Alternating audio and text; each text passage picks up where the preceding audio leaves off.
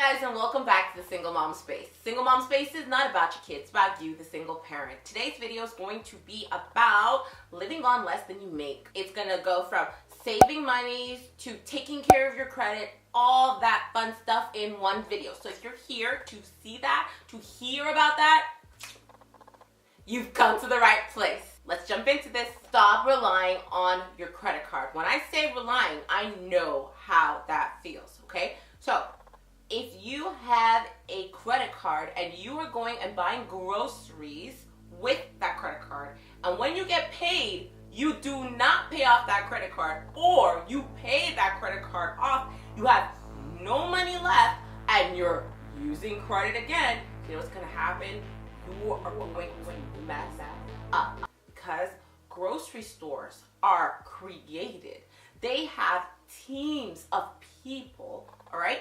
They're basically, what they do is they bring in a whole team and they stack the shelves exactly the way that consumers, you, me, or I will catch it and pick up the item that's not on our grocery list.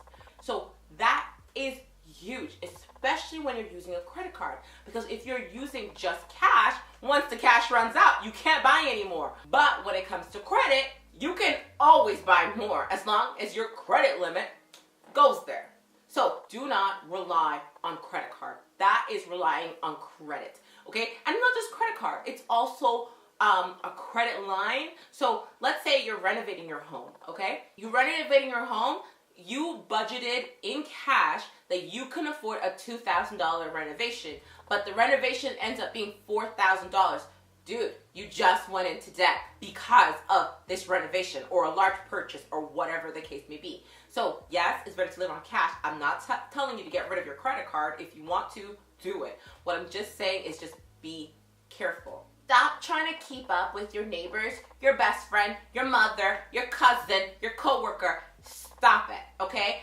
Especially now in the world that we have, where reality is starting to become popular and trending. Can you believe it? Reality is trending here, okay? Where have we come to? What have we come to? But think about it. If you are trying to keep up with the Joneses or keeping up with your best friend or keeping up with your mom, you're gonna go and make purchases that do not make sense. You're gonna go buy a car that you really cannot afford. Sorry guys, the sunlight is like changing up and down, I'm sorry. You're gonna go and you're gonna buy that watch, the bag, the clothes, the shoes. You're gonna dress your kids in the latest fashion. For what? Think about it, guys. Like, you're gonna put on your children or on your child, bringing Gucci, okay? What that you can't even dress yourself in. And then the child's gonna go to daycare, get all muddy and messy and gross, come back, and the whole piece is destroyed. Like, come on. We cannot keep up with everybody around us. We can live within our means, right? Live in what we make, live in our own reality. Our truth is what matters. Let them go into debt. Let them go into financial ruin. You stay your course and you save your pennies and you be great in it. You gotta save, okay? Like, saving is what got me where I am. That's what got me into that home ownership position. That's what got me the good job. That's what got me a good life for my son. That's what got me into a good school for my child. Because I saved. Because it's like a domino effect. If you are saving for an emergency, then something goes wrong, you don't even panic. Like, guys, you don't panic, okay? Like, let's say your child is sick for 2 days and you can't go to work. You don't have to be like, oh my God, how am I gonna pay for my rent? How am I gonna pay for my bills? I don't have any savings. No, you save up. And I don't mean like, you don't have to save up like $10,000. It would be great if you could. Just like a $500 emergency fund or a $1,000 emergency, which is like a baby emergency fund. Just save that money. So if your child is sick and you can't work, just go in, transfer that money into your account, and it's all good. It's like, I remember I worked for a company who didn't always pay us on payday. Like, they were having financial problems. So like, we would get paid like the next week, like on the Monday, and I had like bills coming out and all that stuff. That's why I decided, like, I'm gonna have some money set aside for when and if I get paid late. So I never have to have insufficient fund fees and like all those things that the banks are gonna charge you because you didn't have the money in your bank account. So just think about the future. Think about like the stuff that will pop up and ruin your peace. Stop them from coming in and ruin your peace, and at the same time, save that money. Create a buffer in your account. I could tell you something that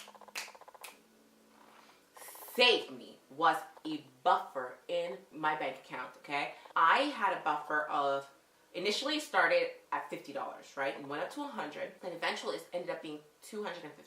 And I was like, oh my God, this is great, because the buffer, the first buffer, okay, let's say the $250 with the $50 buffer, it stops you from that insufficient fund thing that we were talking about, okay? I leave it in my bank account, and I don't actually have to pay a transfer fee because my bank charges you, if you transfer from your savings account, $1.50 or whatever the case may be, okay? So I had a buffer in place so that if by any chance I didn't get paid that day, or a bill was more expensive than I thought, or a transaction didn't go through, or I spent a little bit more on groceries, whatever the case may be, I always had a $250 until I found out that if you have a certain amount in your bank account, they no longer charge you bank fees. And bank fees can go to like from $10 to $50 in bank fees. I know people who spend like $200 in bank fees because insufficient funds, fees, and all this, you know, missed payments and all that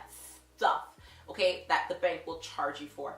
If you find out, like go to your bank website and look at, okay, checkings account, what is the number that I need to leave in my account that they don't charge me a fee, and trust and believe it will save you, because you never have to worry about it, and you save yourself a little bit more money so that you can make that dream purchase, because that's what it's all about. This is what I'm all about. For you to be able to be less stressed and like more like eligible, for lack of a better word, but like in that place, that mindset that you can build yourself a better future without worrying about the money. This, once again, this goes into all that savings thing, okay? So like when you save for your emergency fund, it's the same thing. Emergency fund, I was talking earlier about the baby emergency fund of $500 to $1,000. But after that, you should normally have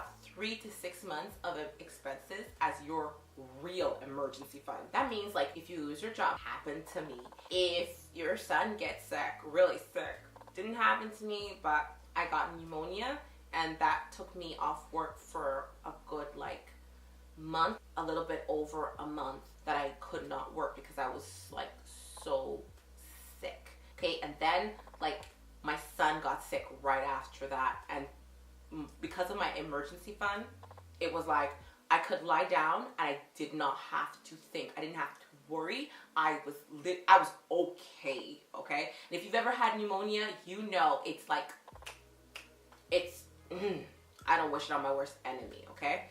I've been sick, I lost my job, like I wanted to travel and like I didn't get paid for it, like because those are things that I wanted to do. So because of my emergency fund, when something like was a real emergency where I really had to do it, or a car repair that was larger than I thought it was gonna be, I never sweat. Like I honestly, it's just what it is. And now, your emergency fund is not for new shoes, okay? It's not for like doing your nails. That's not what emergency fund is for. It's for when you are unable to provide for your family. And especially as single parents, it is super important for you to always think about how you're gonna create it, okay? So anyways, that's it guys. I'm so happy that you joined me. I hope that I've given, if you already know this information, I hope that I've given you something more to think about or something more to do that will help you out, okay? So like, subscribe, comment below, do what you do. I make videos every Wednesday and every Sunday. I'm out.